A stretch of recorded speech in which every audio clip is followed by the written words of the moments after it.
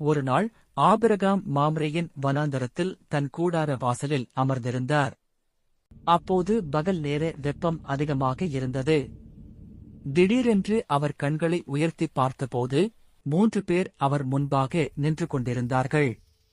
அவர்களை பார்த்தவுடன் ஆபிரகாம் உடனே எழுந்து அவர்களை மரியாதையுடன் வரவேற்றார்.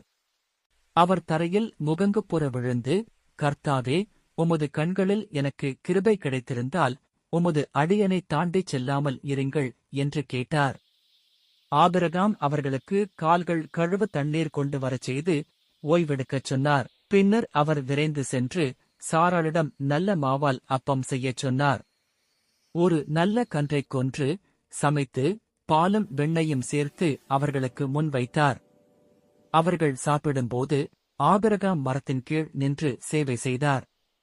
அவர்கள் ஆபிரகாமிடம், உன் மனைவி சாராள் எங்கே என்று கேட்டார்கள். ஆபிரகாம், அவள் கூடாரத்தில் இருக்கிறாள் என்றார்.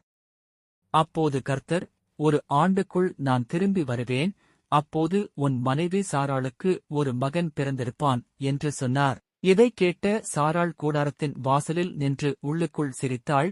ஏனெனில் அவர் முதிர்ந்தவளாகி குழந்தை பெறும் காலம் கடந்துவிட்டது. கர்த்தர் ஆபிரகாமிடம், சாராள் ஏன் சிரித்தாள்? கர்த்தரால் செய்ய முடியாத காரியம் ஏதாவது உண்டா என்று கேட்டார். இதைக் கேட்ட சாராள் பயந்து, நான் சிரிக்கவில்லை என்று மறுத்தார். ஆனால் கர்த்தர், இல்லை, நீ சிரித்தாய் என்றார். இந்த சம்பவம் மனிதனுக்கு இயலாததாக தோன்றுவது தேவனுக்கு சாத்தியமே என்பதை வெளிப்படுத்துகிறது. தேவனுடைய வாக்குத்தத்தம் தாமதமாகினாலும் அது நிச்சயமாக நிறைவேறும்.